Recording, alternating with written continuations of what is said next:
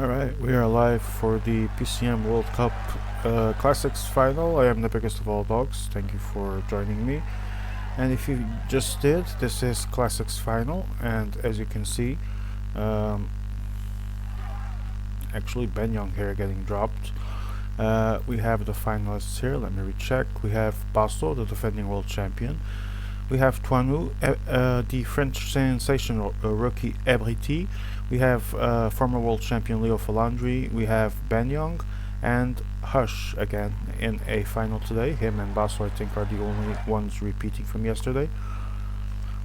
As we already see the first break established, but Hush is attacking with his 77 Sprinter, who should, in theory, I haven't looked at the stage yet, but should be a contender for this.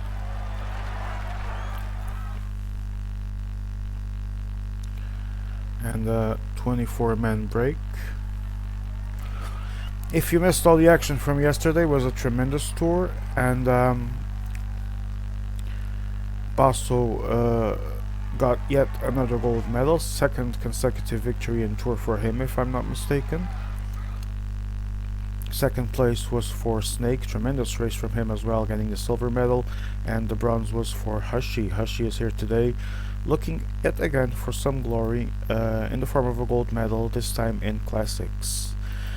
But these are Classics, and as we know, anything can happen in Classics, considered by many the most random game mode in Pro Cycling Manager. This stream is sponsored by PCM UK, the most lovely community of PCM online. Join us for the fun, stay for the Mickey Mousery. We have prediction contests, fantasy leagues. We do some PCM tournaments and occasionally some stuff with other games too. So join us. We might, not sure yet, but we might have some giveaways soon. We'll see. We might have some things coming up soon. Join us. The links are on my Twitch. They are the sponsors of today's final. Meanwhile, Ben Young is trying to join Hushi. Hushi has here the Cobble Helper, the 78 Mountain, the 82 Mountain Rider, and the Puncher, which is a good candidate as well for the sprint. If we do have a sprint, which is very likely with such a stage like this.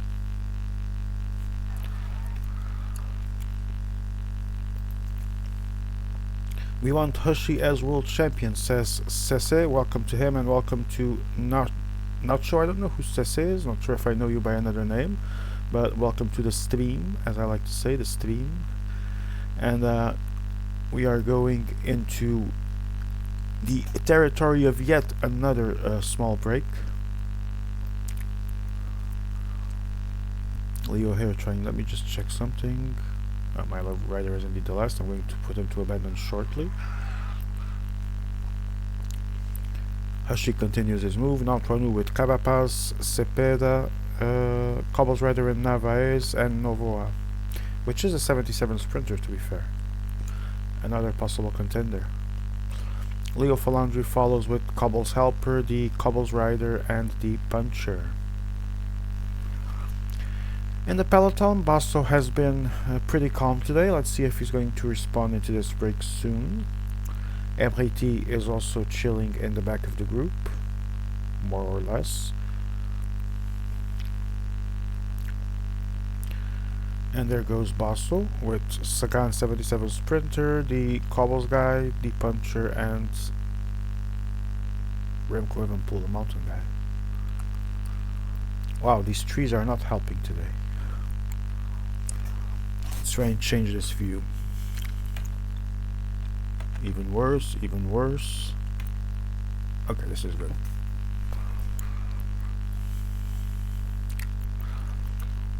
There we go. We have Hushi still trying to make his break work. Only has 16 seconds advantage though. About to be joined by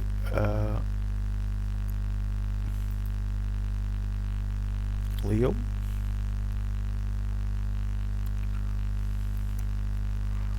But everyone is back together, and in A1 we have Basso. Let's go back to our normal view. There we go. someone dropped temporarily. It is Twanu with 78 Mountain Rider and the 83 Sprinter. Curious to see what will the effort be done to try and drop some sprinters. First climb is indeed over. Let's look at the back, see who's dropped again. Basso, and I would say with the sprinter indeed. Another sprinter here for Ebriti. Another sprinter here for Twanu. So some sprinters are suffering, others not really. I don't know if there's more actually. I need to see. I don't see. We have the 77s here. I cannot see so far any other 83 sprinters. So the three that brought them have them suffering in the back, but are going to rejoin. I'm just gonna take a quick look at the teams. Sprinter, sprinter, not a sprinter. So 3 guys with the sprinters. Yeah, 3 guys only with the sprinters. They are Basso, Twanu, and Ebriti.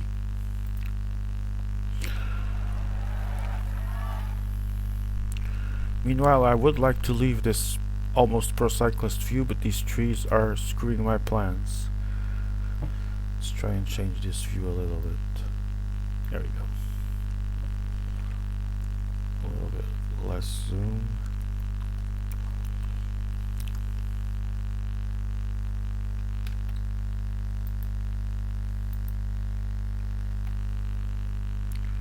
We want Ben Goat as world champion, says Fonsu, and welcome to the stream as well, my friend. Let's see if Ben Young can defy the odds. It's always complicated to point out favorites in classics. Classics are very random. Sprint in this game can be very random and very unforgiving. It's not always fair. There are things like blocks and broken mechanics that do not help when Ben Young attacks with 4 riders.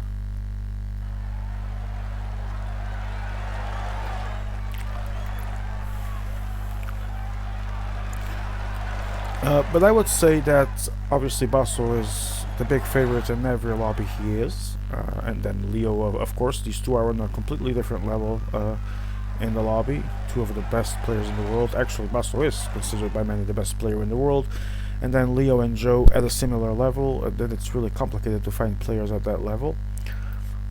You have Leo going. I believe it is Basso indeed, with the world champion jersey, also defending this title.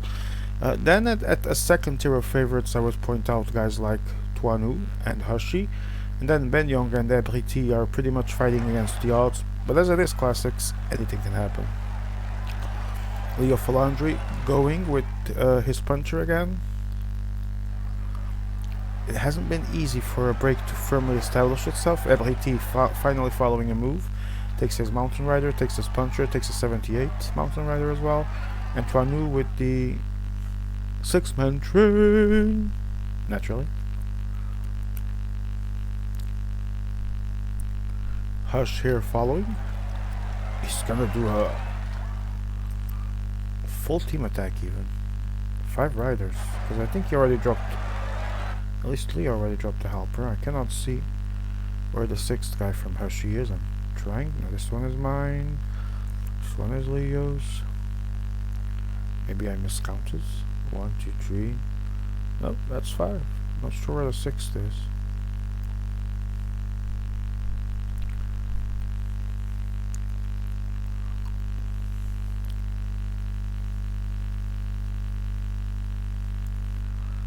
Meanwhile, back as we were, and everyone is back together.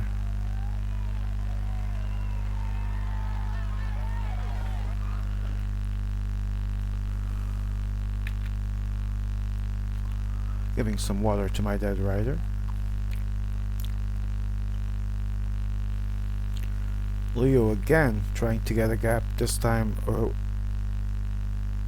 the puncher is there again, so that doesn't change.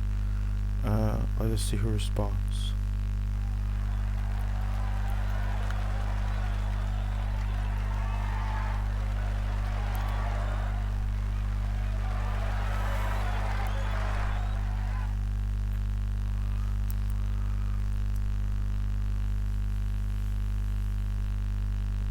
Ebriti joins, and Ben Young is on the run as well with Molema, also a puncher, also a puncher.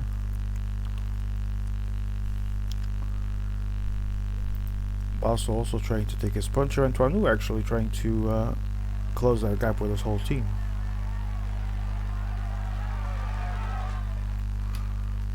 Man, I am not crazy. Where the hell is the sixth guy of this dude?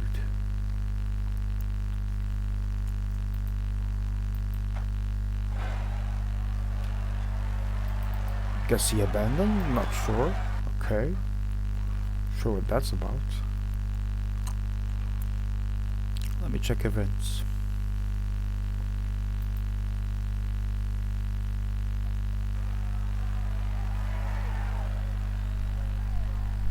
Yes, he did. I'm not sure why.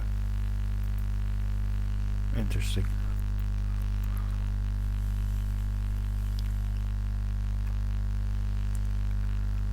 It's been a very uneventful race because despite several attack attempts, nothing has stuck. But Leo Falandri now attacking with his full team. Team attack.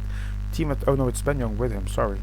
Very similar jerseys at a certain distance. Once you get closer, they're very different. But it's Leo and Ben. Weird pairing there. Tuanu's still trying to close with his entire team. And Basso now taking the front of the race with him. Let's see if Tuanu puts a guy on relay, if there's any type of cooperation here.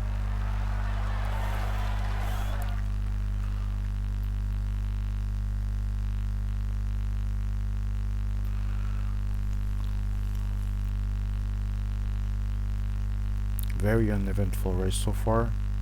Nothing to write home about.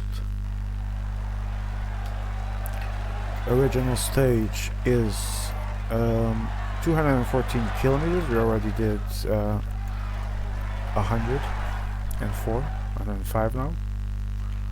But still nothing going on.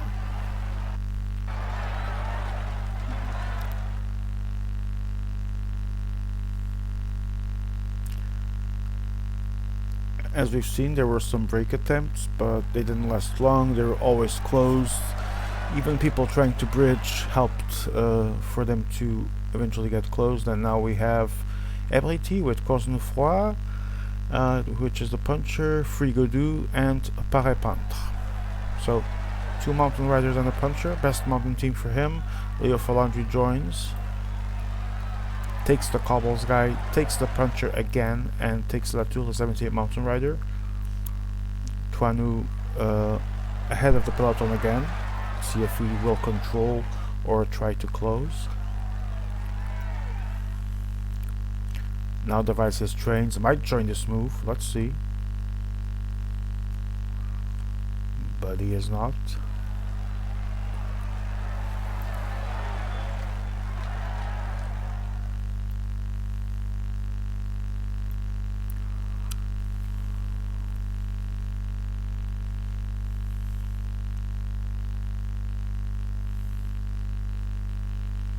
Again, we go within the trees.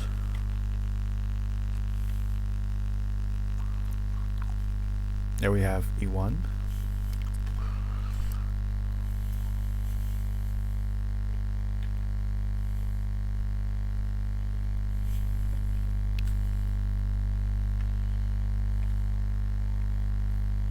Peloton nearby. This is finish line. Okay, there we go. Lovely.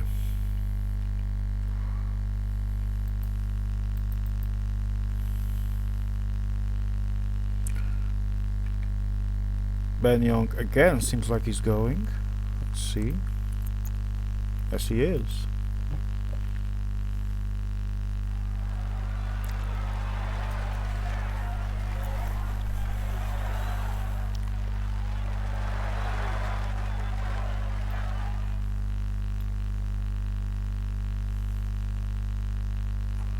So, Leo, Ebriti, and Ben Young. Meanwhile, Latour, 78 mountain rider of Leo, is done for now. Basso with Evan Paul at the front. At the front of the peloton, let's see.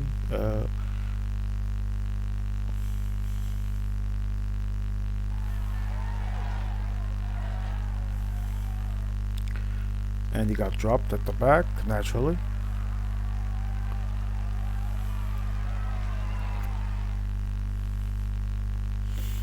He needs to start accelerating soon. If that gap starts to grow, it might become dangerous.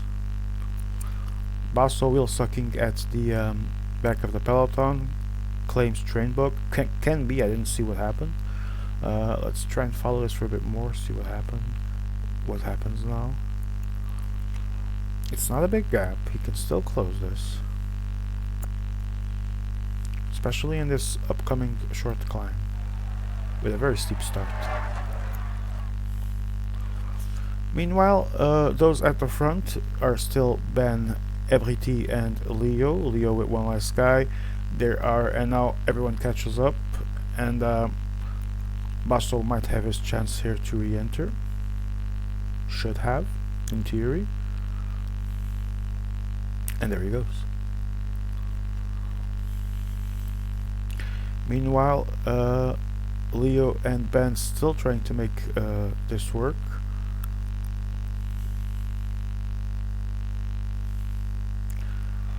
They get a small gap again. Someone else gets dropped once more, and then once more it's Basso with his sprinter. Hasn't been the most calm night for the world champion, for the defending world champion that revalidated his tour title yesterday, and is trying to do the same with his classics title. Mark Cavendish re-enters, and at this point there's still 2 climbs, but it is becoming hard to drop those that had the sprinters in their selection at this point. Let's see what happens.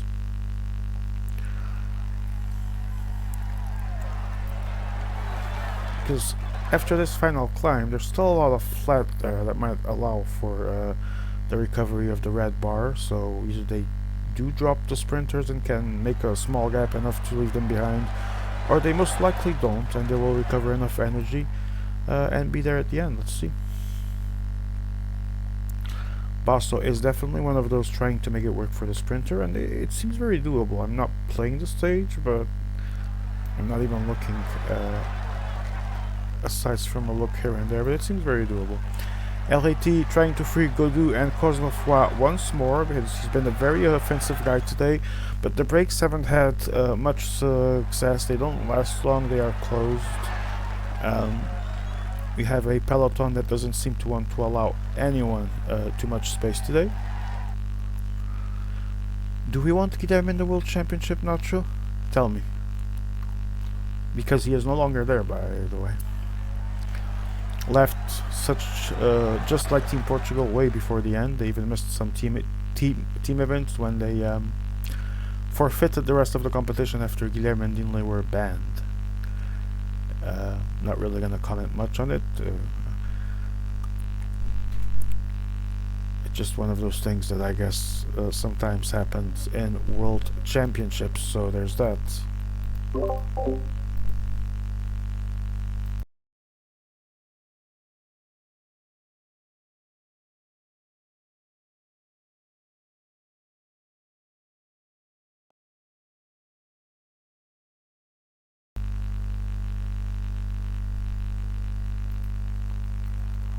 Ebriti continues to try and make his move work. Now Troinou with a full team tries to follow with Ben Young, and it might have to be Basso to start thinking about putting some pace here to close this.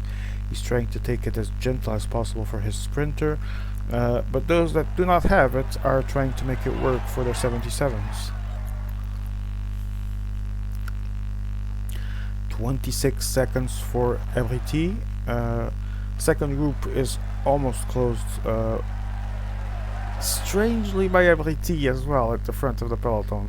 Maybe something momentary, but he definitely took some seconds there when he passed at the front. Now it's going to be Hashi putting the pace, and he's going to seem like he was going to try and close this at this moment, but not the case yet. 26 seconds. And Hush finally attacking 4 riders. Finds this the perfect moment to try and bridge.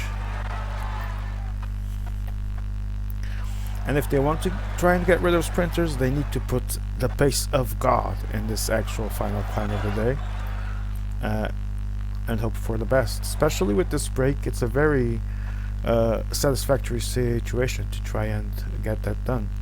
Means the pace would have to be hard here as well.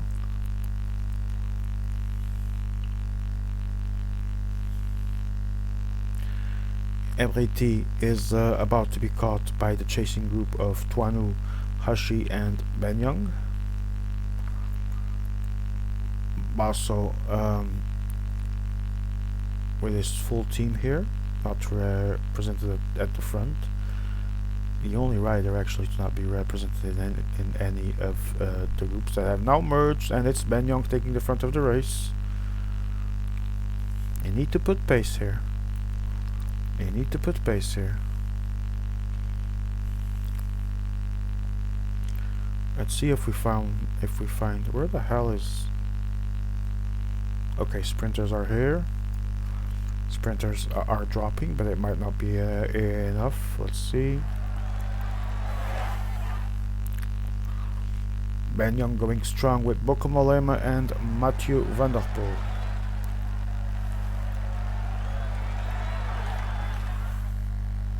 But the sprinters will rejoin and will take part in the discussion for the stage. So, as I said, it looked very difficult. I think they tried what they could, but the climbs were just too soft, and the flat that comes after is very efficient to help that recovery. Basso now taking all his riders to relaunch Mark Cavendish into the fray, and he is going to succeed. There he is. Meanwhile, Arnaud Damar from Ebriti is also here. And A1 is Remy Rochas dead. 26 riders left, 37.8 kilometers to go. Very boring race, to be honest. And let's face it, I'm always honest. I don't think there was any doubt that the sprint could definitely survive, especially the way it was being played. I don't just think the race had enough of a profile to make that separation, but Hashi is attacking. Tuanu responds.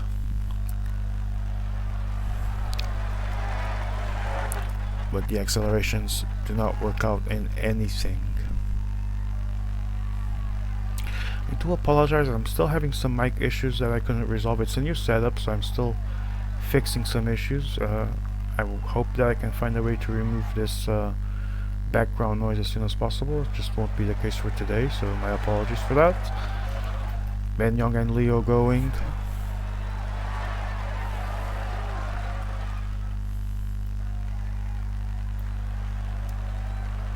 Followed by Tuanu.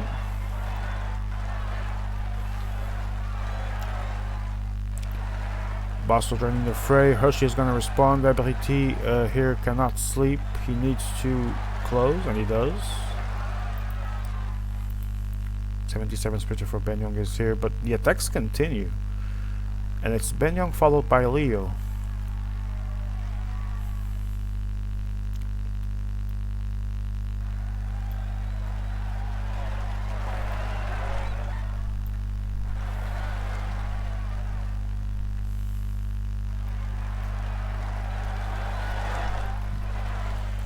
"26 riders, 24 kilometers to go. Round and round we go, but we seem to not be able to avoid the sprint." Speaking of abandonments, it is time to abandon.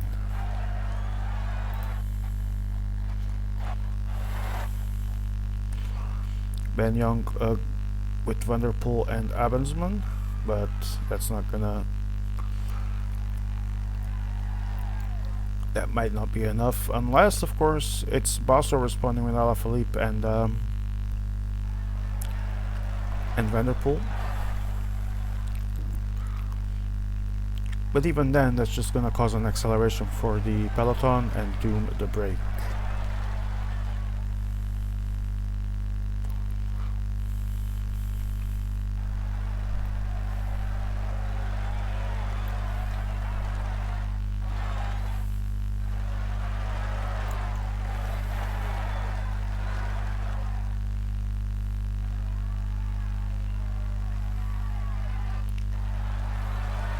15 kilometers to go. Everyone chasing Ben Young. 16 seconds advantage only. Ebrity here.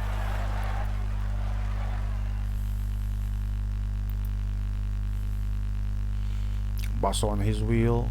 Tuanu now taking the world champion's wheel. They attack into the Dutch player, and meanwhile Leo sends Bargui.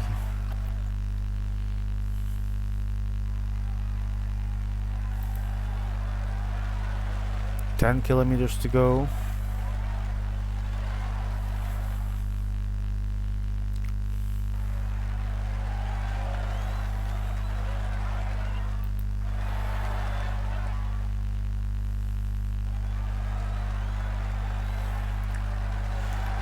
Basso now bringing his sprinter to close the gap, and we are back to a full peloton.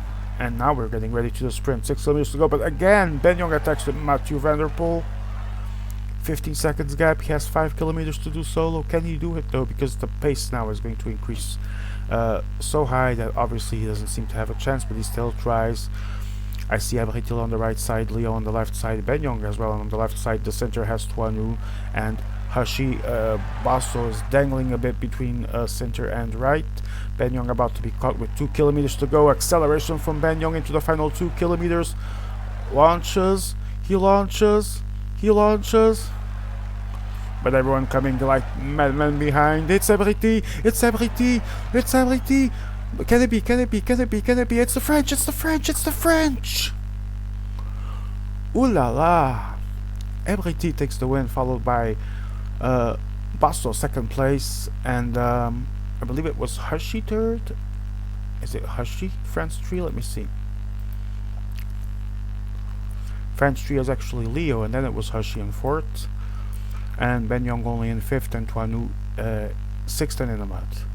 Great start for Ebrity, winning stage 1, puts himself in temporary gold medal position. Congratulations to him.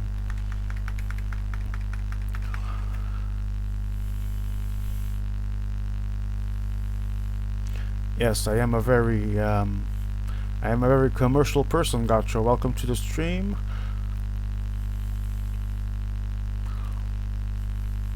Ben Young is reserving for Swaxon. Yes, Swaxon could not be here tonight.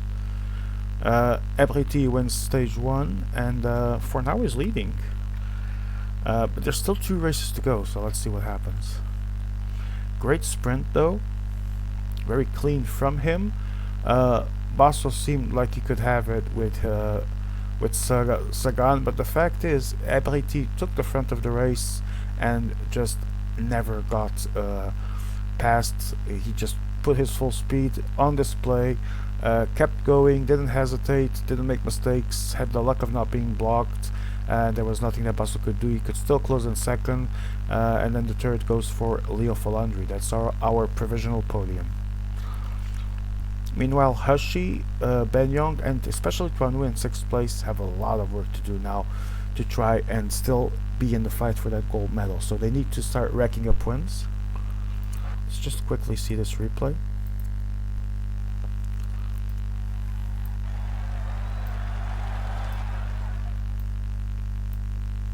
There we go. Quick look at the replay again. We had Leo here in the center. Basso was still coming from the right side. Ebrity at this point was here a little bit closed in the middle.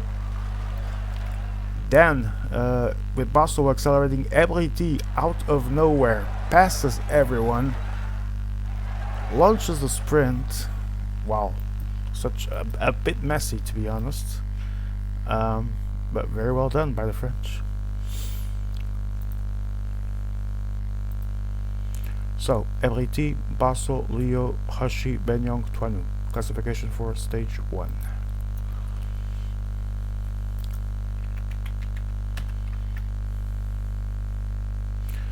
GG to Ebri indeed, gets the first win of the night. Let's see if we have, if we can translate this into points.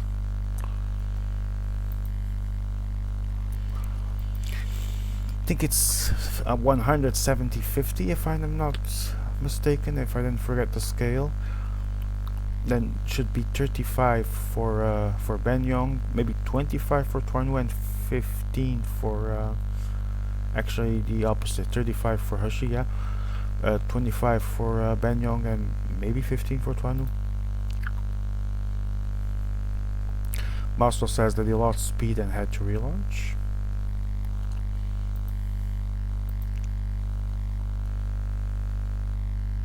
Why does it say Rocket League? I specifically placed another title. What the fuck? That was yesterday's stream.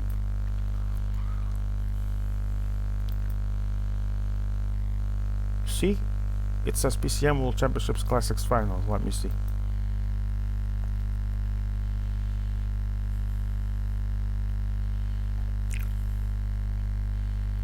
Yeah, it is correct now, Miko. It says PCM World Championships Classics Final. I'm not crazy. Well, I am crazy, but not about this.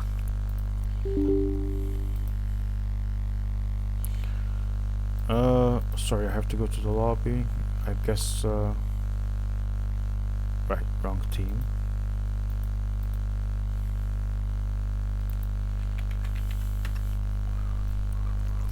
As we wait for the lobby, we'll be back with some more music for a few minutes.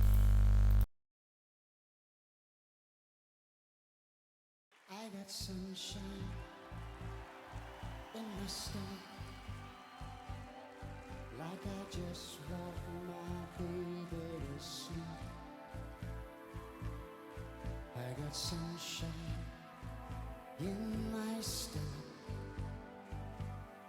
but I can't keep me from creeping sink deep in the deep.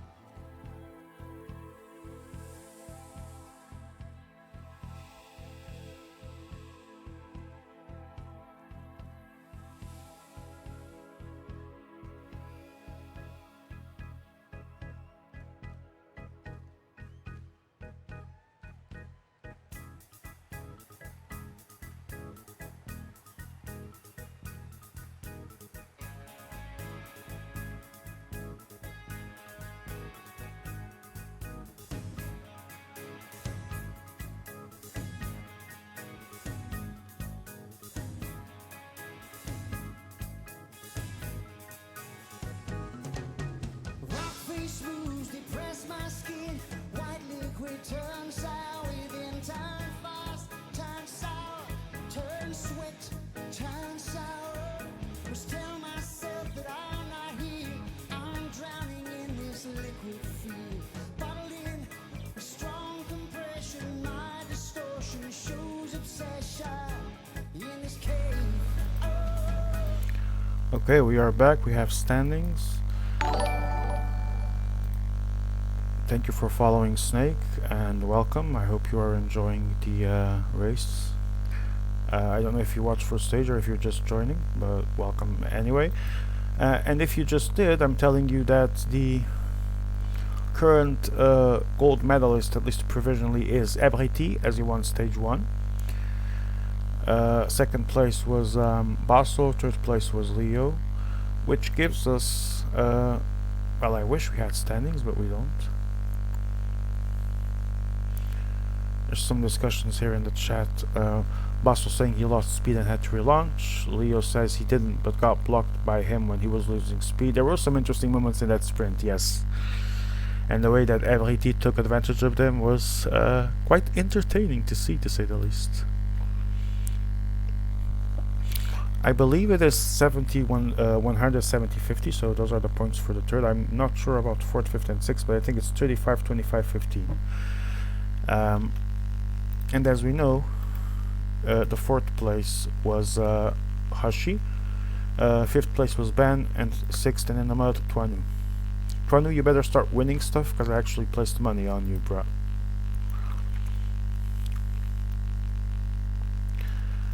And here we go for race 2. 200 kilometers. Fun, fun, fun.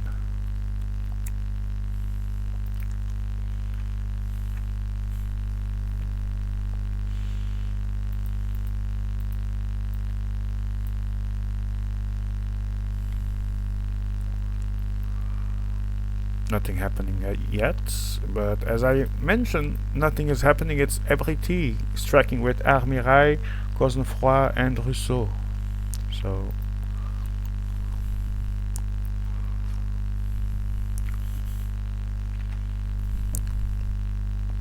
first break attempt of the day is going to be joined by Toinu with Novoa, Quinteros, Cepeda, and Montenegro. Let's see if there's any interesting rider here that they could benefit from trying to place ahead. There's a couple of them, yes. No response in the peloton, but now Basso is accelerating with Cavendish, Alaphilippe, Sagan, and Kwiatkowski. Ben Young there as well. Hershey joins. And Ben Young is there too, so everyone's here.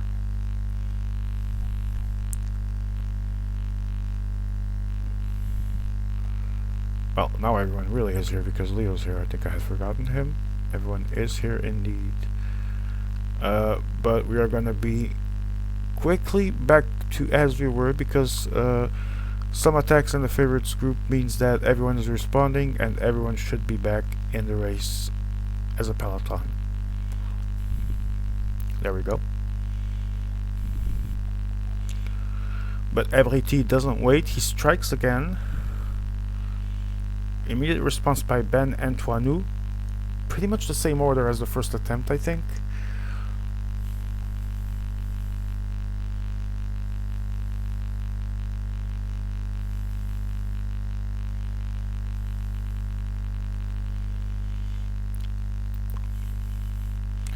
Meanwhile, Carrefour de l'Arbre is underway, 2.1 kilometers at 5 stars. And we continue with 3 of our 6-player lobby in the break, but that gap is about to be closed. Wait, who dropped? Hushi.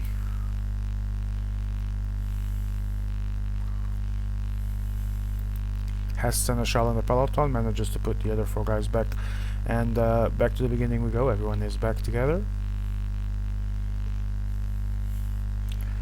It's gonna be just another one of those races, isn't it? C'est le classique, mec. Il faut de tout, says Daniel Miko, whatever that means. Welcome, Daniel. J'ai raté le finish à cause de ça. Gotta love French arguments. Welcome as well, Daniel. And now it's Toinu. 81 flat rider, 77 sprinter, puncher, and Cobble's helper. Response from Ebriti with Cobble's helper and puncher.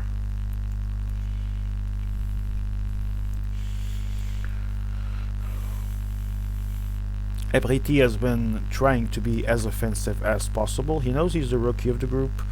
He knows he's got nothing to lose, and he's been trying to give it all out. Like I said yesterday, because he was also in Tour, not always in the best way, sometimes more heart than technique. But the truth is, he's been trying as much as he can, and today that already got him a stage win in a very messy sprint, as we saw actually in the replay.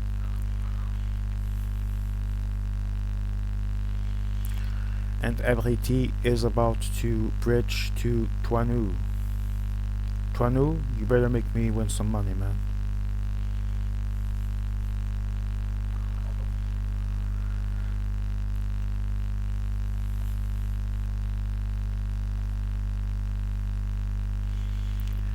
Ebriti seems to be willing to put Rousseau to work. That's really odd. I mean, I'm speaking from myself and what I would do. Obviously, I'm not a champion of the world of classics, not even close. Former semi-finalist a couple of times, I think. So what do I know? But personally, if I get in the break with 2 guys and the other one has 4, yeah, he's gonna use the 2 extra first if he wants something out of me later. That's just me. And I think that Ebriti might actually start doing that. Let's see. It's Montenegro.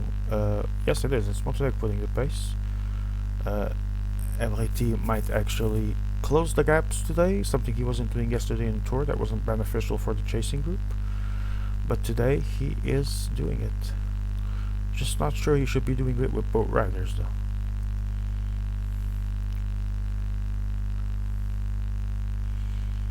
If I was him, I would just be right here at the back uh, in Quintero's wheel, doing absolutely nothing.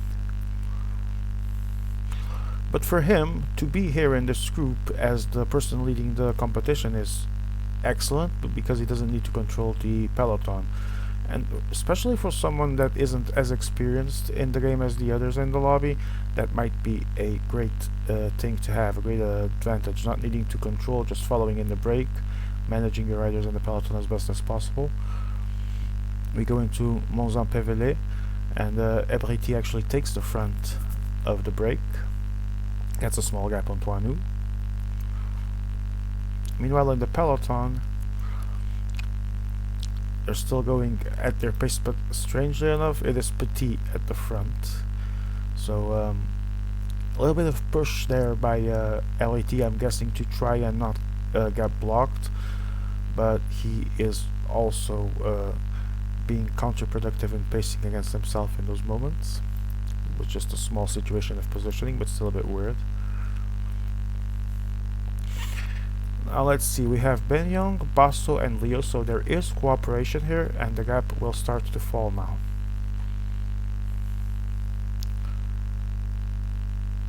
Who is not working here? Hashi, of course. Why do I ask? Of course it's Hashi.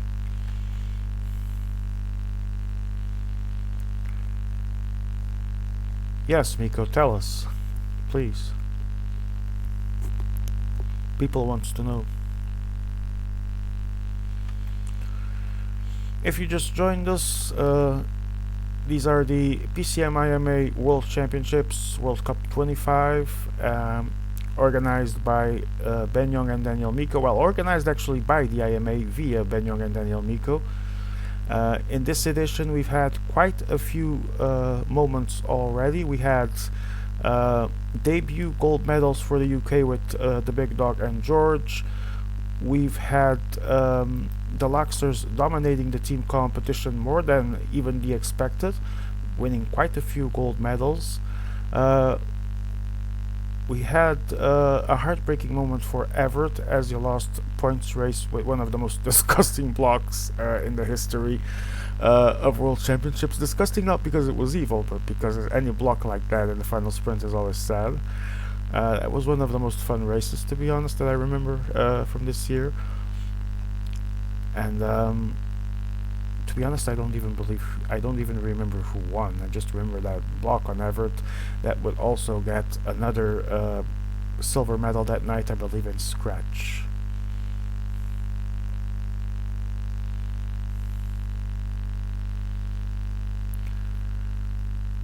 One minute, and Taco van der Hoorn and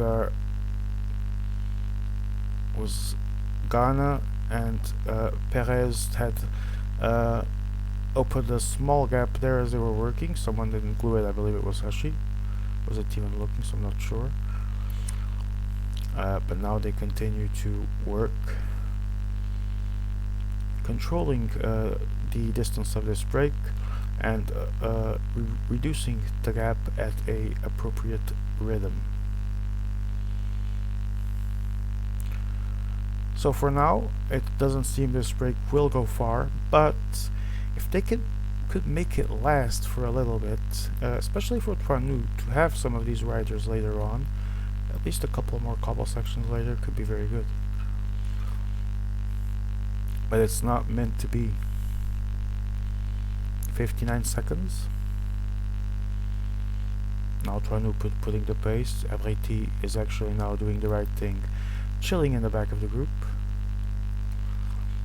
As we go through the Orchy, 1.5 kilometers at 3 stars. Toinu still taking the front of the break in the peloton. Let's see some positionings here. Leo at the back.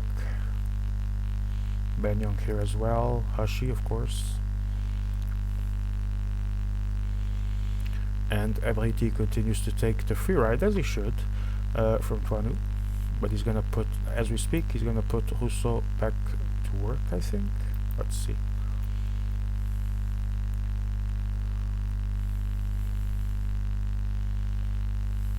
Yes, he is. So cooperation here, and the only person that doesn't understand the meaning of that is Hashi. Don't think I've ever seen Hush relay once in my life.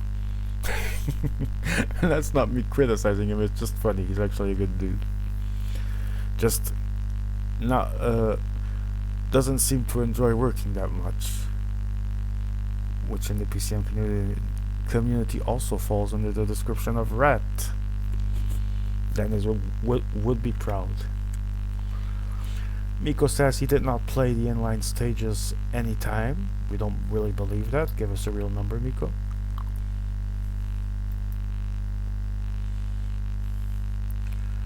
"58 seconds. The peloton maintains a controlling pace without going too hard and without any rush to close this. They have time,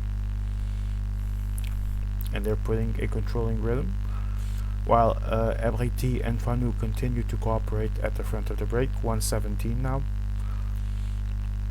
As we go to Warlang-Brion, 3 stars, 2.2 kilometers, and let's see, everything seems good here. Cooperation, very normalized race situation at this point, so nothing that compares to the action jam-packed final of yesterday, that's for sure.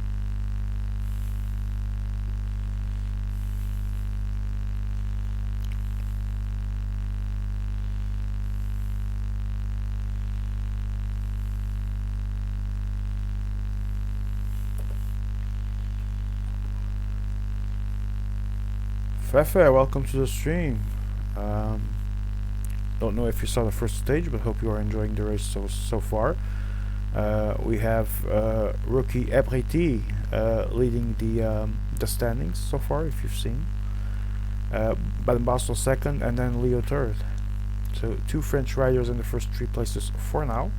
There's still time to have 3, for example.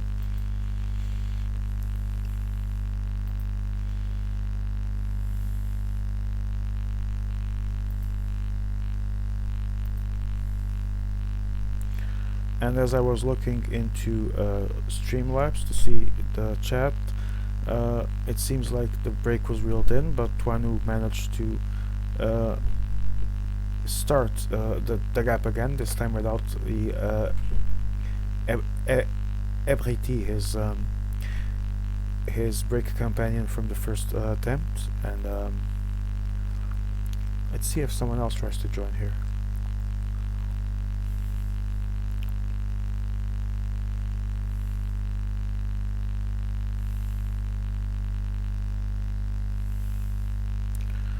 Toinu pushing now in the cobblestones 5 section, 3 stars, 1.3 kilometers. He has 77 Sprinter, the Puncher, and the Cobbles Helper. Leo right behind with Perez, the 81 Flat Rider, and now Hugo Page, the 77 Sprinter, so he will try to join on that action, and Hershey will finally attack and join the break, and he will take the time trialist, the 77 Sprinter, and the Puncher.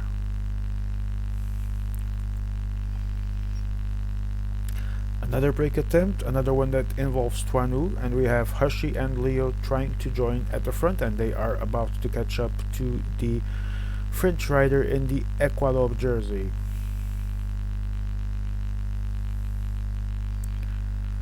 And they are going to do so in just a few moments as we go through Troyes d'Arenberg, 5 stars, 2.2 kilometers. Toinu maintains a relatively interesting pace. But Hashi and Leo keep their pursuit. 17 seconds now.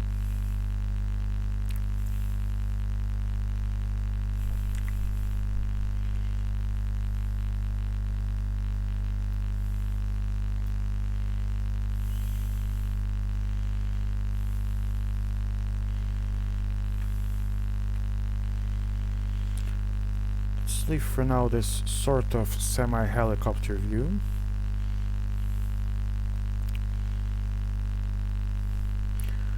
In the peloton I see Abriti and Ben. Let's see if Ben actually tries something or if he's just gonna put pace. Looks like both of them will work here. Narrow roads.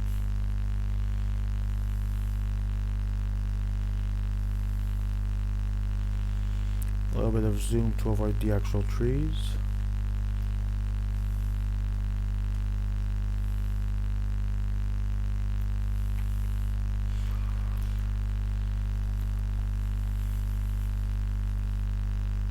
Basso has been very calm and very passive in this second stage so far. Break gained the full team attack of Ebriti. I didn't even notice because I was trying to understand what was going on here behind. But it is Ebriti joining them with his full team at 79 kilometers to go. If he wants to make this work, he needs to commit his full team to it. No taking back, no hesitating, no anything. He needs to go for it like there's no tomorrow. As Lance Armstrong once said to Floyd Landis, yes, run Floyd, run like you stole something to someone. Let's see if Abriti will do that. It's Basso taking the front of the group. Let's see if he's actually going to attack into it or not, or just try to pace himself back. It's a short gap, and I don't know what Abriti was trying to do there, but it's gonna be closed. That hesitation he had there, I don't know what happened, but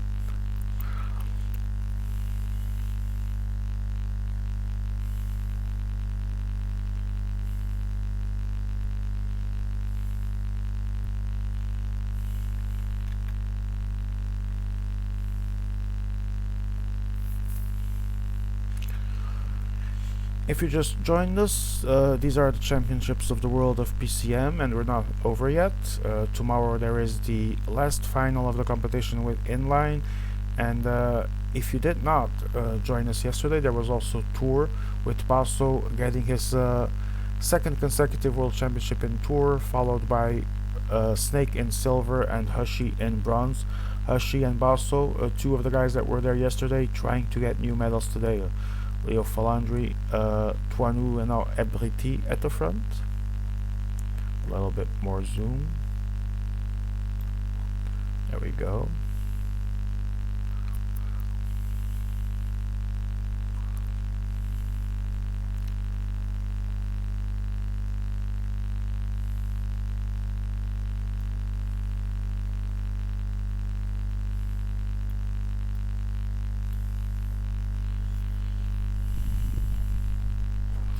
Toinou attacking again, this time time trialist, puncher, couples helper, and leader. Or expected leader, so to speak. Because from what I see, just by casually looking at the stage, there's some interesting choices for an outsider here. I think we all know who I mean.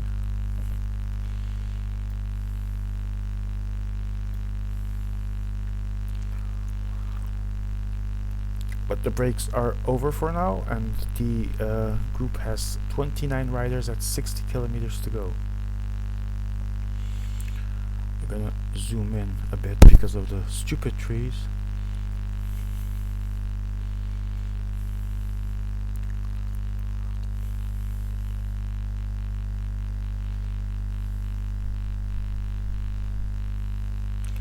And I think Toinou is gonna go again, and he strikes back. Same 4 riders as before. Yes, same 4 as before.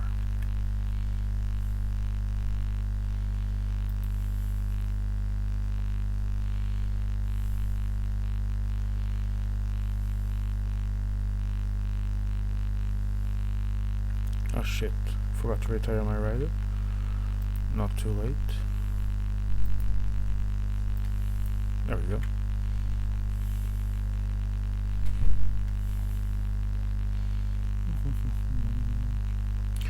Toinou loses his first helper, Caicedo, the time trialist.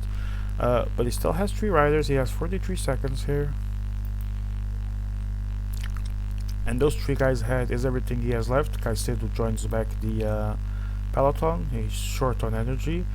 And unless they catch up and the rhythm would slow down a bit, he will probably not be that useful.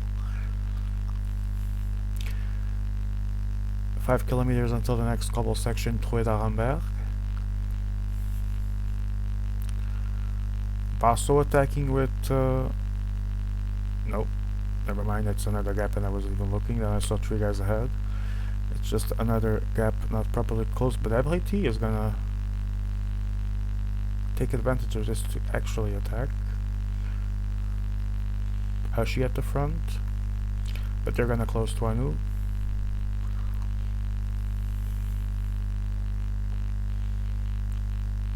.44 kilometers, the time for the sprint is getting closer and closer. Can someone win with a long distance attack? Or are we doomed to see all classics resolved in group sprints?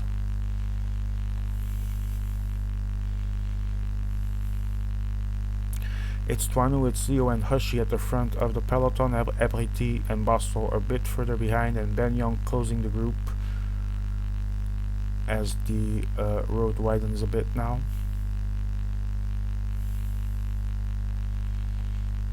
.40 kilometers to go. Round and round we go, and still 24 riders here. So, but Hashi strikes now. 4 riders. Pretty much immediate response from Basso, and these 2 are quick in their attack. Let's see if there's a quick response as well.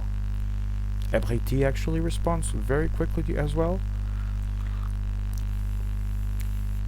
Opportunity for the peloton to actually take advantage of that to close this movement, with Leo at the front of things.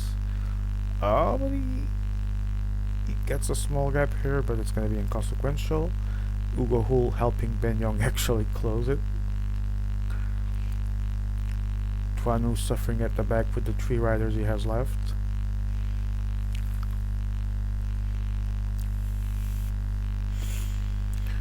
Again goes Hashi. 3 riders now. What he has left. Basso responding with 4. Abriti responding with his 4.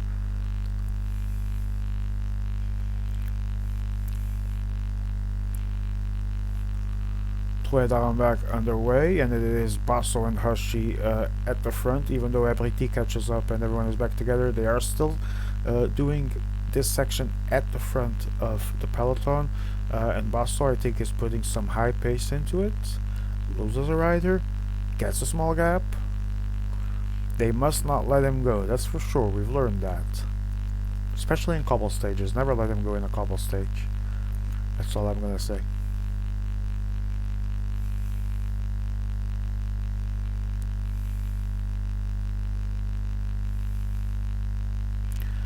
Basso has the small gap. It is Leo trying to get there with 4 riders. Basso bringing his other 2 to the back. Let's see if he tries to join Leo. He does try to join Leo's 3 riders. It's his cobbles rider and the cobbles helper. Who does he have at the back here? Try to see. Sagan is the 77 sprinter and the puncher. Okay. All hell is breaking loose though. 19 riders left, 2 dangling behind. I assume it is dead helpers, yes.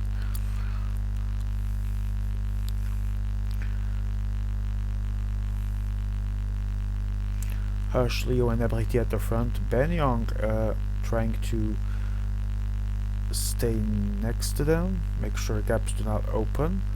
But Seneschal dictating the pace here with Petit next to his wheel. And the attack from Leo Falantric with Lovell and Laporte. Followed immediately by Petit. Hashi going with Seneschal and Van der Poel for Basso, but Ben Young wants in that party and everyone joins. Basel still trying to take the 77 Sprinter.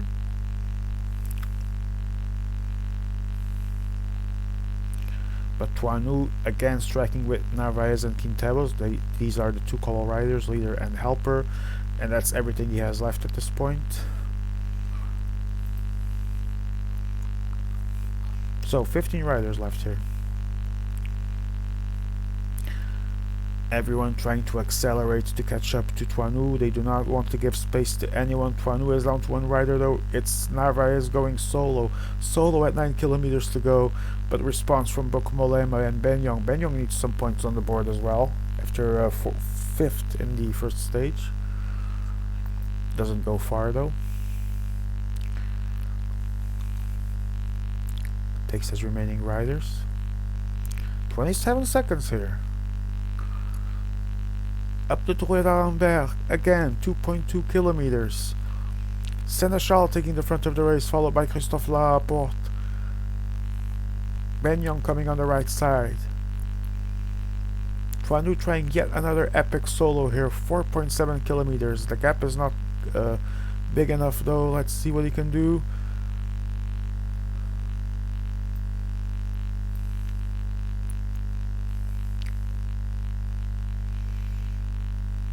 The reduced group preparing for the sprint, trying to catch him.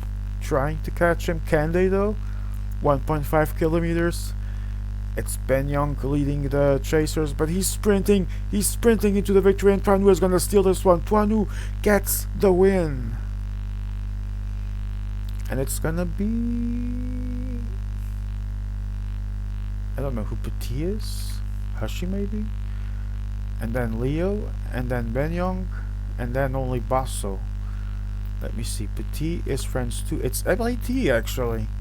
Ebliti gets second place and is actually might retain his first place, is in the fight for a gold medal, and might be really close to secure a medal period here. It seemed to me at some point that the gap was going to be small, but I don't think that they put as much into it as they should in the peloton. Great effort from Tuanu. MDR Benyong says, Huli. Welcome, Huli. Don't think I've seen you here today yet, but I think you were here yesterday. So welcome back. Tremendous solo from Tuanu. I think it was around 10 kilometers. It looked like it was under control, but the gap never really started to fall, and then it became dangerous, and it ended up resulting in a precious win for him, as he had been last in the first stage, so he needed these points. Well, such a anticlimactic end, to be honest.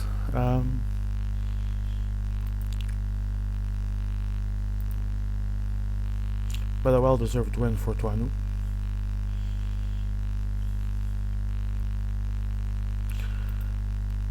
Let's see the replay once again. Here. Maybe here, yes. 29 seconds here.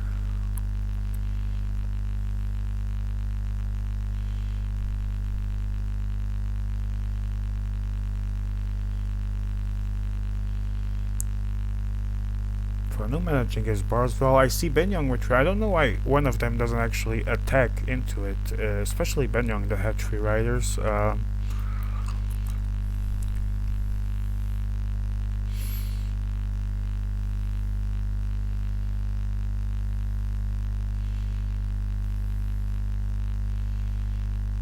Everyone else was down to 1, I think. So Benyong with 3 riders should have put more work to catch this. So I'm not sure what that was from Benyong. Would like to understand it. With 3 riders, he should have put the full works either to catch it or to join him. Very anticlimactic ending, but a well-deserved solo for Tuanu. 19 seconds gap, then it's Ebriti, Leo Folandri, Benyong again out of the podium of the stage. Basso only 5th, and Hashi 6th in the mud.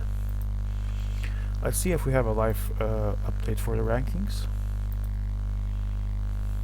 We do. Ebriti, 170 points and so close to a gold. Troinou climbs to second, 118. Leo Falandri third, 100. Basel fourth, 95. Ben Young fifth, 60. And Hashi sixth in the mud, 53 points. So, mathematically, it's really difficult at this point for Basso to get gold. He would need a very weird combination of results. I think it's safe to say Basso will not get his second consecutive gold here in 2 days, and would also be the second consecutive Classics gold in 2 years, like he did with Troy yesterday. It's looking like a three-way fight between Ebriti, Troinou, and Leo. But Ebriti has a 52-point lead, so realistically, unless he really has a terrible result in the final stage and one of these two guys in second and third would win, all he needs is to defend himself well, finish right behind Troinou or Leo, right behind them, doesn't even need to beat them, and he should be the champion of the world. But nothing is decided, a lot can still happen. We've seen similar outcomes and in tragedy, but what a story it would be if the rookie Ebriti won his first gold medal in his first road participation at the World Championships. What a story.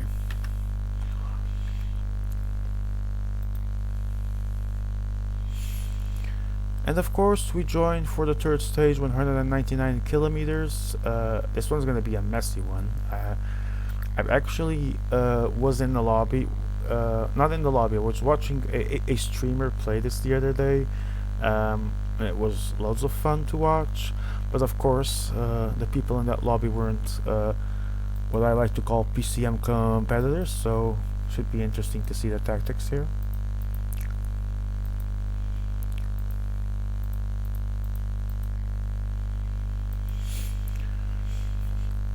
This race is very interesting. You have all that climbing at the start, then a lot of cobble sections, and then after that you still have to go up the Angliou, so it'll be fun.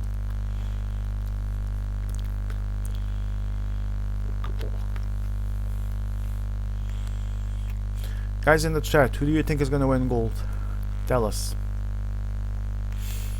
Can Ebriti complete his amazing story against all odds, or can Leo and Troinou still close in to steal the gold medal? Let us know if you have any predictions on who ends in which medal. Everyone's saying ready, and I should be too. Let me just check something here in Discord.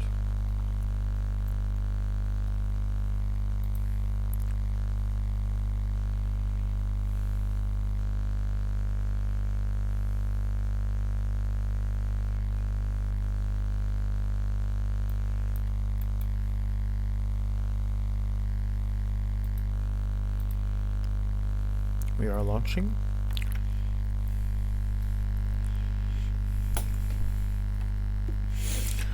Time to put some music as I'm with a big cold and need to rest my voice for a few minutes. I'll be right back.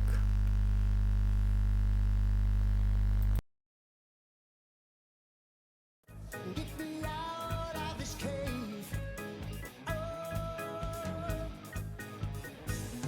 But if I keep self-control, I'll be safe in my soul and childhood's belief.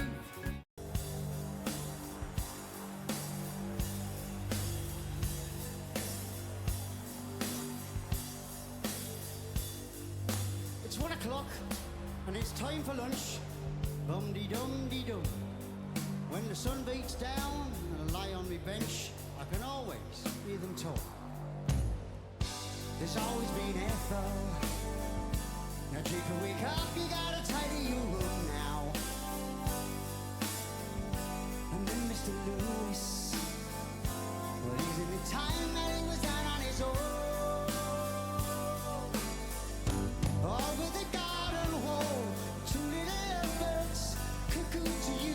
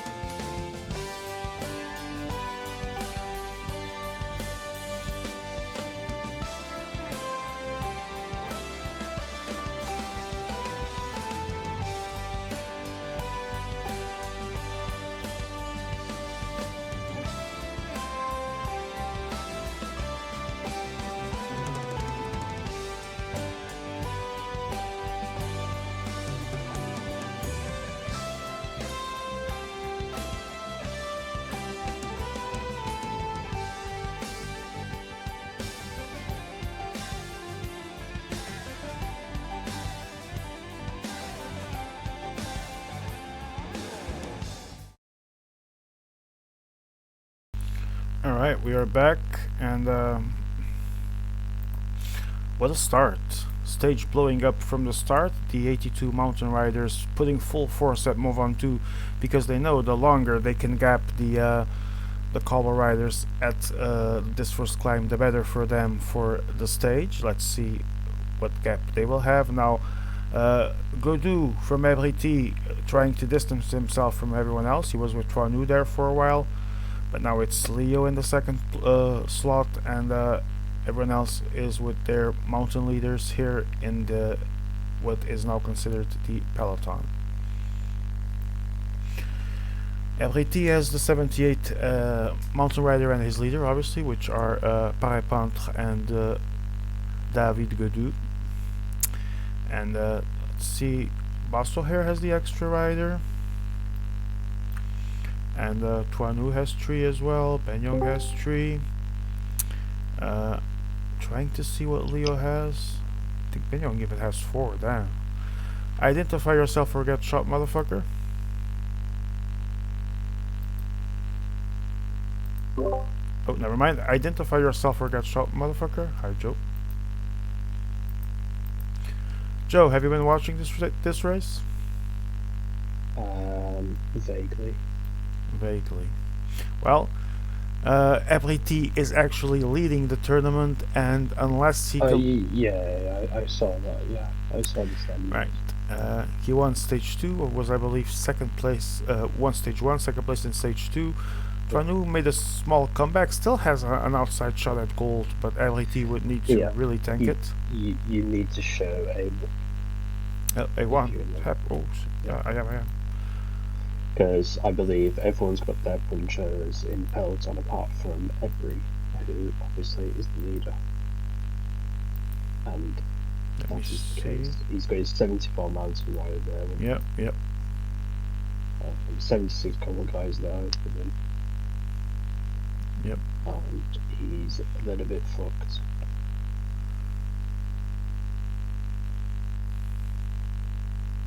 He did only have one job, and that was to copy 20.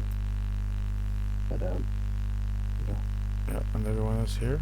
he's gonna get back in, and I don't think Cosnefroy is gonna be punished in any way. I also don't really know where the cobble guys are. I guess they're maybe in A2 or A3 even. I don't know if anyone picks cobble riders. I would imagine they might have done. They did. We have Seneschal here in A2. We have Petit here in A4, A5 for Narvaez. Yeah, I think where Seneschal is a little bit too far back. But yeah. But that's one of the good things about putting a high pace in this first climb. You get to drop them and you get to gap them. I think people are going to find out that these cobbles don't do that much against Puncher and Fire. Yeah. Would you play this for your puncher, Joe? Yeah. Alright. Which we still expect most people to do here, right? Yeah.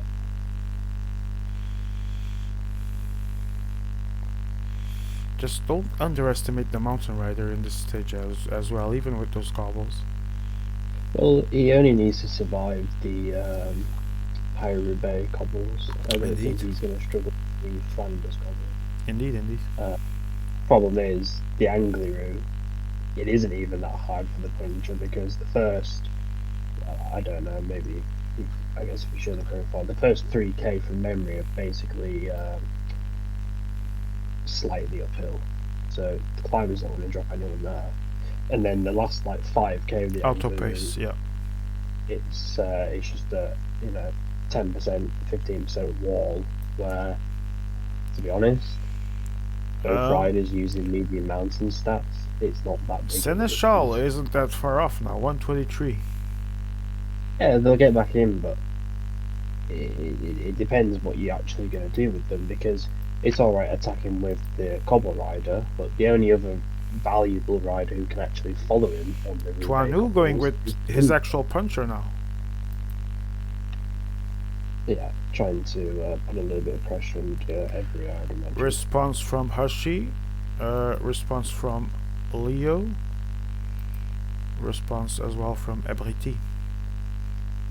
Basso and Ben It's Young. nice, yeah, it's a nice insurance having Cobble Rider for these two sections, and you know it's going to have the most yellow bar out of any of your riders. However, you can't really do too much with him to anticipate the race, because to anticipate the race you need to attack, and putting someone in the wheel of the cobble guy attacking between the cobbles, they're not going to enjoy it. So Basso going solo with Kwiatkowski, and Hashi following with his puncher, as we said before. And now I think everyone else is here. 1, 2, 3. Ben Young. Not Ben Young, though. Where is Ben Young? The peloton. RT strikes with Godou and D74 Mountain Rider. If you're Basso, you still have a chance for a medal. But we know that when he loses or almost lost the mathematical chance for gold, that he might start caving into some kind of self-pressure. Do you think he's still gonna play it all out to try and win the gold, even if he would need like every T to, I guess, not be in the winning group, get gapped? I don't know. I think fortunately for him, it's the same whether he wants to win a gold or a silver or bronze, because he's gonna have to play the same way. And I think, to be fair, there aren't many better stages than this for him to play, I would imagine.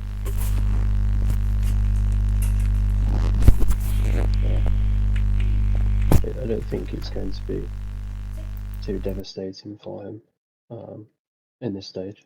I don't think he's going to change his tactics up dramatically.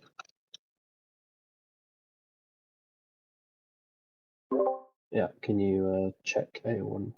I'm back. Please. Just need to delete A1. Yeah, I was not here. Lawrence Seneschal. Oh, it is Romain Bardet, actually. Where's Seneschal? Might actually be ahead. I didn't mean that A1, it's A3 now. Ah, okay. But groups are all over the place, but yeah. I think Ben Young's couple of guys going to sound very good sound. We have an attack from Tuanu. Trying to follow. Oh, Seneschal, you went E1 then? No. Yeah, because he's there, Seneschal in E1. Yeah, he is now, but he wasn't before. Behind. Okay. Yeah. Wait, I can stream on Discord for you. Hold on. Nice, yeah. Hope it doesn't mess with the stream quality. Let's see.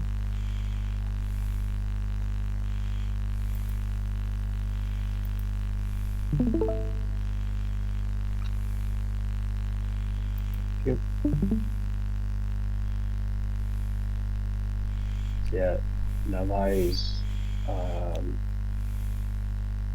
I would imagine the puncher is there with him. Who's the other guy he has?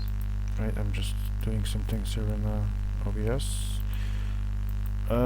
It is Quinteros, it's the Cobble's helper. 76, yeah. Yeah. And here we have Rousseau and Cosnefroy. Another puncher going again. How taxating can this stage be for the bars though, Joe? About 200 kilometers, isn't it? Yeah, Sweet. I'll even show you. It's 199, yeah, 200 pretty much. It's classic, not indeed. inline or tour stage, so should be quite taxing. That's why I think the cobble guy, you know, earns his what did you say, stars? But I mean, I just think it's quite hard to anticipate the race in this sense, because there's a lot of moving parts. You wanting to preserve bars, but you've got riders there who will have additional bars, but they're not the ones who are going to be playing the stage, are they? The 76 cover guy and the 80 cover guy, they're not playing the stage, but they're going to have a lot of bars. Realistically, so you're gonna have a lot, what riders do you think can actually play for this stage? Because it's a very interesting stage that opens some possibilities. Do you think it's just the puncher? Yeah. Just the puncher, sorry. because the Ronda cobble sections do nothing. At least, unless someone's stupidly put them on 3, 4, 5 stars, but I never it should all be actually 2 stars, and then maybe the Quarmont is 3 stars. I never actually played this stage. Is there not a chance for the climber, for example, if he's still in the race at that point, to drop the puncher at Yang Liu? Well, I think even if they both had full bars, it'd be quite hard to drop him, and he's not going to have full bars. Yes, And that also, is it's the big quite good question. to remember that the finish isn't at the top of the climb either. Indeed. It's always better to have the puncher maybe drop 30, 40 seconds, but have the climber protecting him in the San Remo section of the stage, than have a climber who goes solo, yeah, sure thing, but then is used the puncher to protect. And for this And with reason, all these attacks going, it'd be a surprise if the climber even had the option to go solo on the angry route. indeed, with all this movement and all this spacing going on, it definitely will erase those chances of the possibility that we were discussing. Right now, it's Hushi at the front. He has Cobbles Rider, Puncher, and 76 Cobbles Helper. So It seems to be the thing, doesn't it? He's got a nice gap here. yeah, 2 minutes almost. Yeah. And Snake makes the good point. He's actually used the Cobble guy best. He got him back in, and he did the only thing really he could have done, which was to just use him straight away. Problem is, it depends how much yellow he used to actually get away with the puncher. But looking at the time gap, I don't think it was exactly hard work. I think he got the gap, and then the gap's extended for him without him having to actually pace. Should be good for him.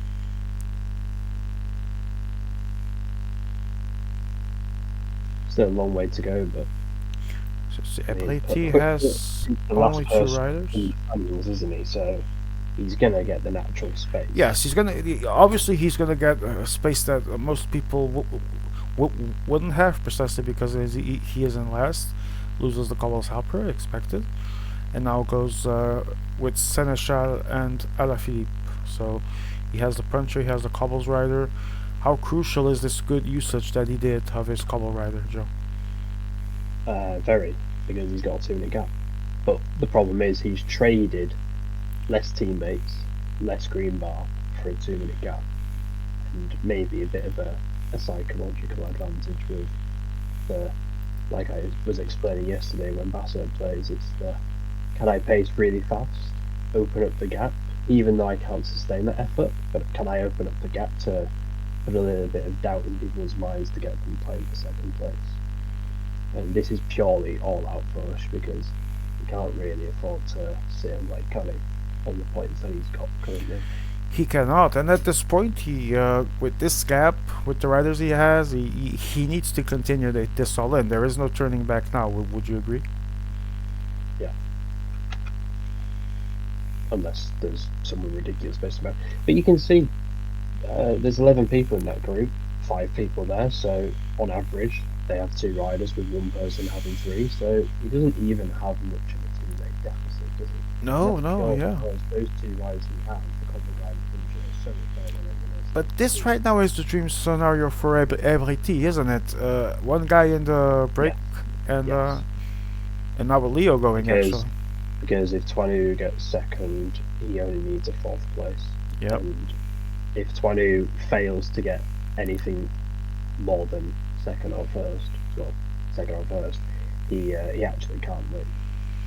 But this is the guy that Abriti doesn't want to see be given too much space, because Leo is also 1 on 100 points, give or take. So I still think mathematically, obviously, he would need Abriti to be like 6th, and even then, let me see the standings because I forgot them. Do you know them, Joe? If what were you? What trying would to say? Leo need to actually win this? I don't know. It's 78 points difference I'm seeing now. So you would either win Between and him and Ebry. Ebry is 6th, right?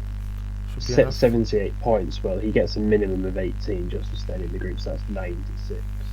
So he'd need the win, and Ebery to come last. Yeah, Otherwise, he can't physically win.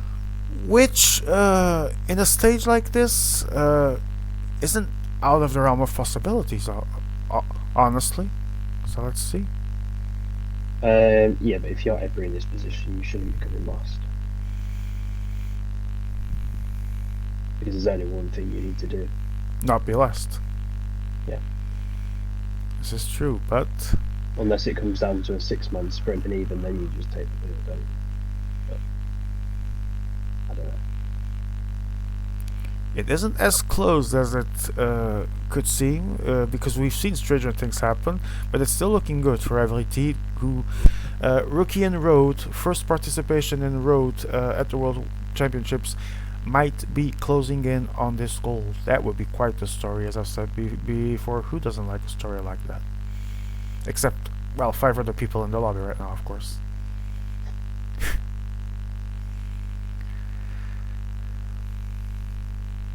.46 for Hashi, and about the same for Leo. I'm even gonna put the clock here. Oh, but Ability actually attacking. Is this the way to go, Joe? I mean, Leo has attacked, hasn't he? But Yep. I don't think don't it's a know. bad move at all, to be honest. Just I mean, if really. he's got the bars, there's no point waiting, is there? I suppose. But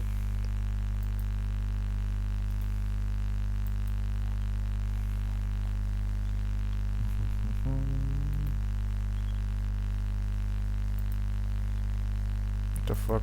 Isn't even this guy, it's this guy. And where is Ben Young? Basso closing as he needs to. I just wanted to put the freaking clock. There we go. I feel it's not working. Fuck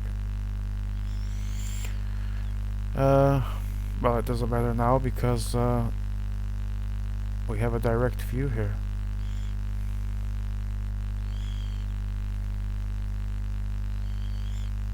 .49 seconds. 4.5 kilometers to the beginning of Quarmont, and Leo with 1 rider, and the other one is, well, the helpers should be close to being done here, so they will be with 1 rider soon.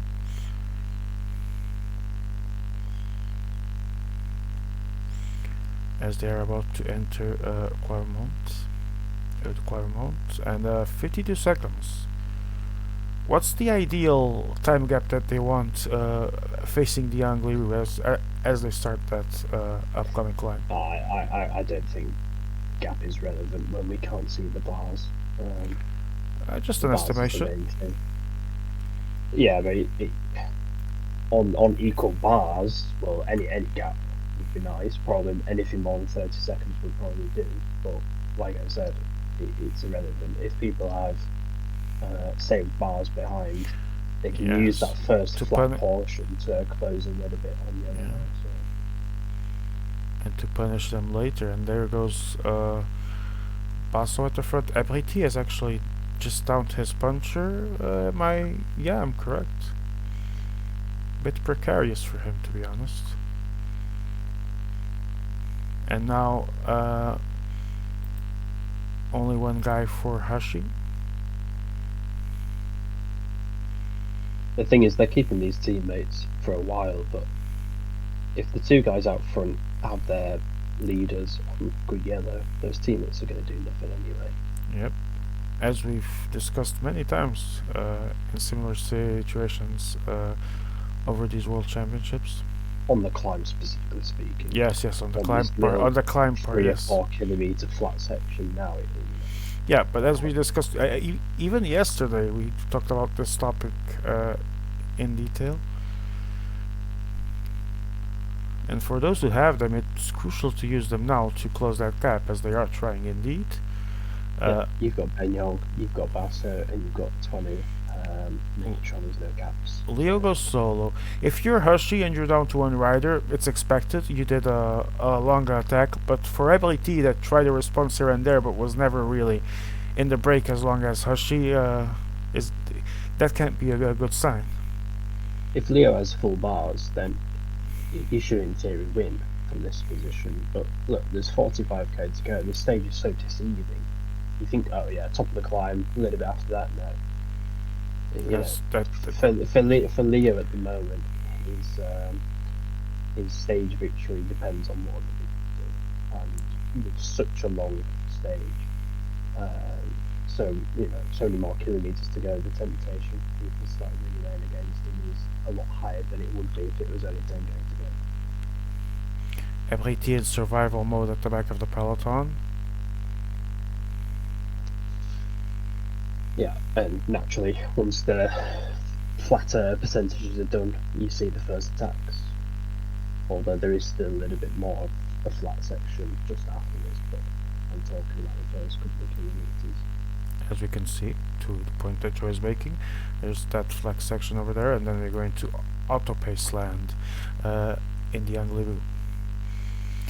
Now Hashi at the front, getting a small gap. Ben Young responding. The teammate for a long time there, and 20 is still as a teammate. If he keeps that teammate for this flat section, he should in theory have the best bars, but I wouldn't put money on that. Ben Young choosing to go on the flat bar, which, yeah, it might be counterintuitive, but he knows that people won't pace on the flat bar, so he's got his gap. Bars will be lower, but it's a 20-second gap, you know, bit of psychology there. Basso pacing. You could imagine that. Yeah. But people aren't getting too much of a slipstream advantage here, so him pacing the front is exactly detrimental to bars compared to this. Are the three French in the back, from what we've seen so far, the ones that might be at a bigger danger of not having the best bars? Yes, otherwise they wouldn't be there. Notably Hush. Yeah. But like I said, I don't know why. I don't know why Hush, to be honest, was dangling too far off the back, because, yeah, okay, you don't get too much of a slipstream advantage on these grades, but you want to stay within the group as long as you possibly can. But there's no way he's dead just yet. He's accelerating now, or looked like he would. In fact, so yeah. Yeah. It's, But Ben Young immediately on his wheel, and everything calms down here. This is the kind of push and shove that Leo wants to see here, because he got a little bit of new life into the gap that was almost below 30 seconds. Now it's back into 40. It is, but with this stop-start kind of gameplay, if he was using the mountain rider, fair enough, you know, he'd like a bit of a consistent linear tempo, but with these punchers, they're better suited to the stop-start kind of action, so I don't think he's been allowed to save as much bars as he would like. But And now right, he might top this climb with 40 seconds, he might top the climb 20 seconds behind. We will only know when we know, because the bars could be completely different. Hashi trying to close it. 23 seconds now, and now Basso taking the front of the chase alongside Hashi. Ebriti always at the back. Let's see. Let's see if Basso is actually going to accelerate into Leo. It's a strange stage as well, because there's one thing being pacing yourself to be dead at the top of a climb, and then there's another thing pacing yourself to be, you know, have 32 Ks worth. Basso attacking. Yeah. But I think that's it. Yeah. Twanu responding, Ben Young responding, and Ebriti is at the right group right now. He needs to avoid. I think, yeah, he's played it well there. He's played it well. He wasn't dead as quick as that. Oh, Hashi in the mud, and this might be the salvation, the lifeline that Ebriti needed to make sure he is not last.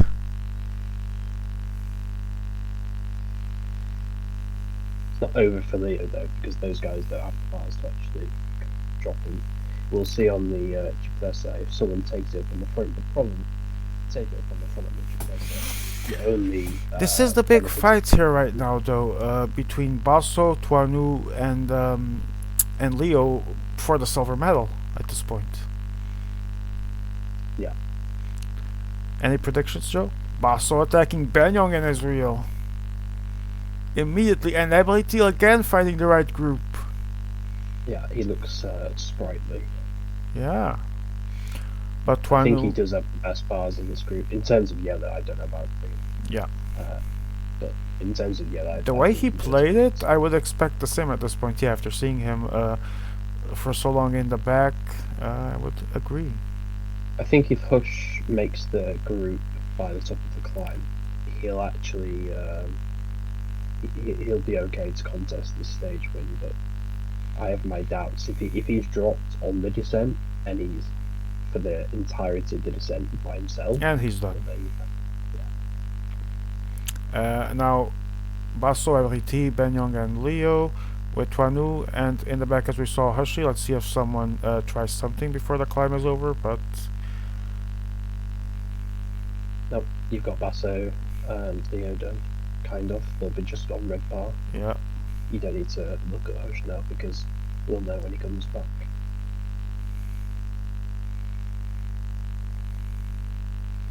I mean, again, Every probably has the best yellow, but there's only, you know, for the next 20 Ks, you're only going to need a certain amount of yellow. And if you have above that yellow, well, it kind of becomes a bit irrelevant, really. It's like Leo. You know he has the worst bars out of these 5 guys, but at the end of the day, if he's dead at the top of the climb, when they're dead at the top of the climb, he's going to be equal to them. You're gonna be just fine, yes. I think now you've got a little bit more yellow for people, so you might see. Hush is back. I think maybe 20. But right, immediate 20. response from Exactly, Basso. Basso who goes, because 20 just feigned to go to the front. Basso actually. Leo caught a little bit sleeping. I mean, all these guys have to do talk about Benyong, Ebri, and Twanu. In fact, actually, Ebri doesn't need to pace, but he's risking potentially losing goal to Basso. But Yeah. it's not as important just yet. But all they have to do is relay a little bit. We think Hush should survive Poggio and contest for the stage. Or I don't doubtful. know. It's I don't doubtful, isn't think it? so. After the way he died. Especially with this Basso attack, Yeah. there's a reason for these guys to pace them. Oh, but Every with its blow there's attack. Ability actually attacking, and let's see if anyone responds directly. It's not the worst move in the world It's not actually. Yeah, I agree. because he should be able to bridge the Basso, and if he bridges the Basso, And he does. wheel, and then And he now- gets the slipstream. All he needs now is to wheel suck him like there's no tomorrow, and let him take him there, or wait for them to be caught and fight for the sprint. And now it's Leo going. Ability actually taking the front here. I mean, those guys behind could still pace together and bring this back for a sprint. Benyong's done the right thing there. Tony going to attack. Yeah, this lack of acceleration here would be He good doesn't for have any Hershey, bars. but And there Ability. goes Ebri. He's used the bars. Yep, Leo responds. Banyong responds. Oh, done. and they're done. They're done. All of them And are if, done. I don't know what the combination is of the 3 guys. It should be in their interest to work, but obviously, if you've got Benyong potentially being near Philander in 5 minutes. Alright, we stay here until the end of the stage because we have Basso complaining Banyong stop here 5th. Sure, and he's gonna stop being 5th if he actually wins the stage, so this is great for him. Banyong. Yeah, that Eb- worked from before, yeah. Oh, sorry, I thought it was now. Banyong, Ability, we have Basso and Hushi rejoining, and it's Twanu behind. Yeah, I don't know what happened with Tony, but he's dead. And Benyong, I Yep. don't know what's happening with Benyong, but Everyone taking Looks pretty Ebri's close. wheel though.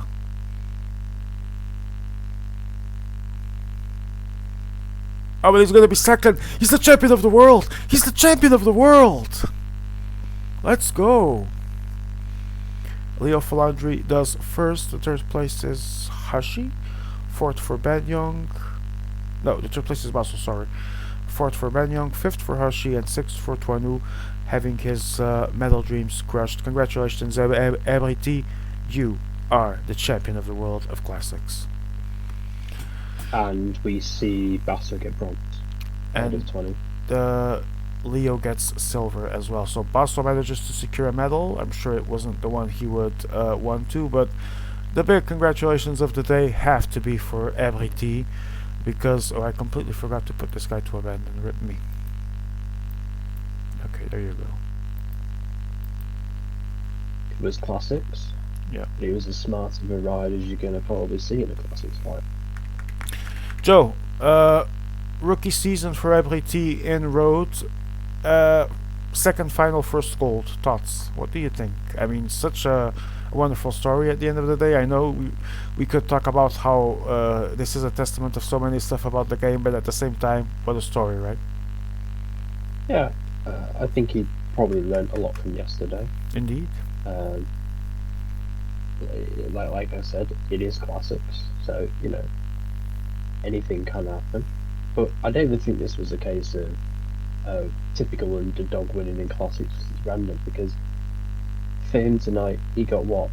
Second, first, second, or first, second, second. Sorry. Yes, Yeah, yes. first, second, second. Yes, yes.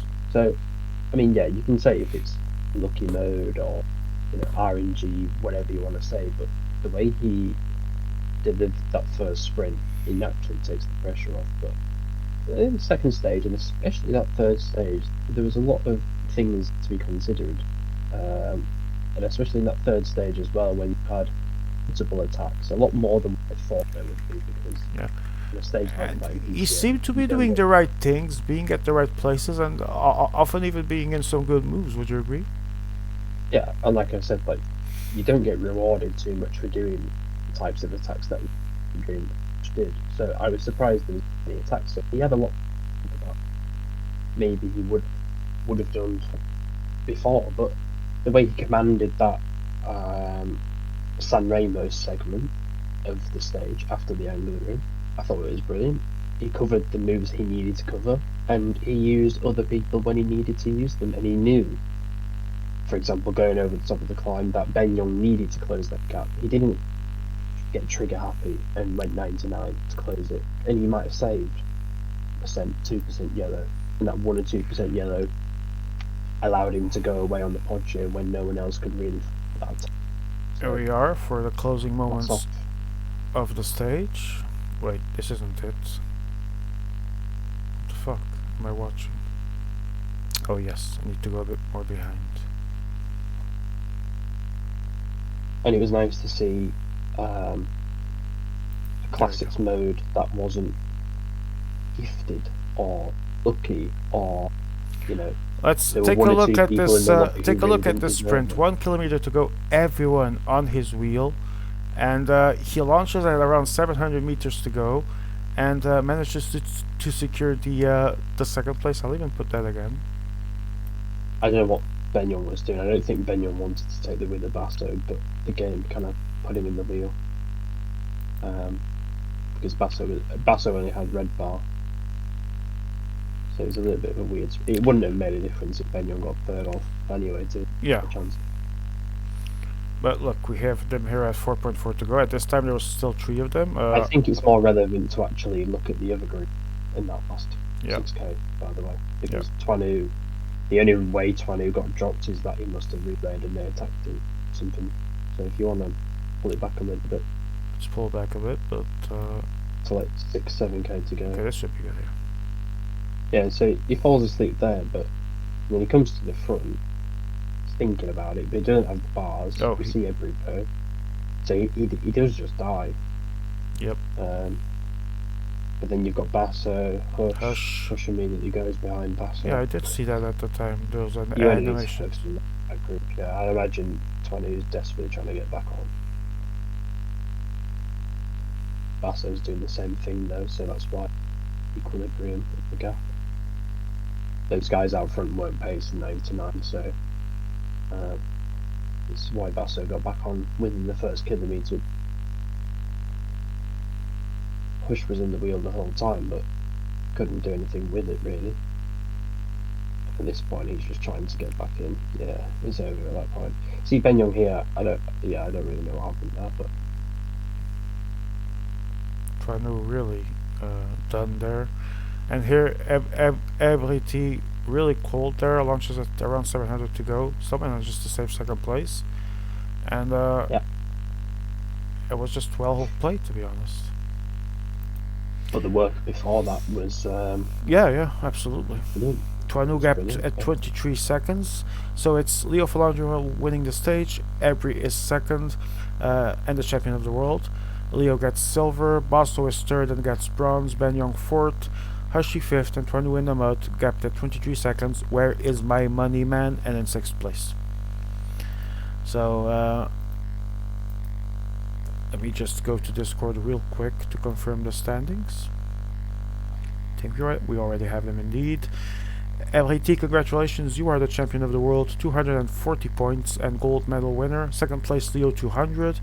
Third place, Basto, 145. Fourth place, Tuanu, 136. Fifth place, Benyong, 95. And sixth, Hushi, 78. So Tuanu just needed to have managed things a bit better to secure like even a fourth position. I think would have saved him. Very I see unfortunate. quite a lot of complaints about 20's gameplay in that final stage, but I don't really know what else he could have done. I mean, the carrot was dangled in front of him, wasn't it? The gold medal. So he was desperate to ride for the gold medal. As we spoke about, to win the gold medal, he had to get first or second, period. And if he got second place, he had to have everything. And that was never going to happen. So he needed gold. At the end, you're getting dropped because of it and losing the medal. But that is the finals. That's what it can do. I was seeing some people here in our chat saying, particularly ASG, welcome ASG, 3 stages, 3 sprints, PCM isn't that. At the end of the day, it was still what happened, 3 stages, 3 sprints. Is that more of a testament to the game than anything else, Joe? Sorry, you'll have to repeat that. I caught the first part of Mike.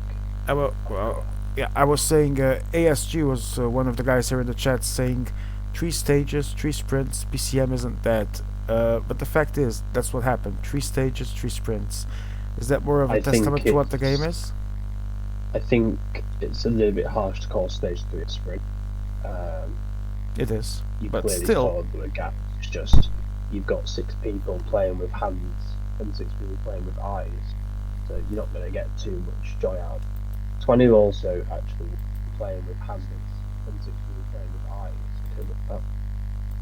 Stage 1 was a sprint, yeah, but it's Edgebone Frankfurt, and you've got 6 competent players. It was never going to be anything other than a sprint, unfortunately.